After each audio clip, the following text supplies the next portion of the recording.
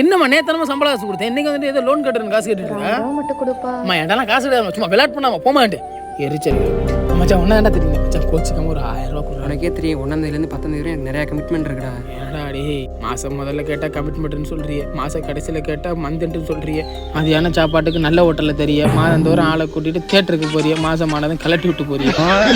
ஒண்ணுமே புரியலடா எனக்கு, ஒண்ணுமே புரியல. மச்சான் இங்கதான் இருக்கியா? உனக்கு இந்த உலகமே சுத்தி வரண்டா.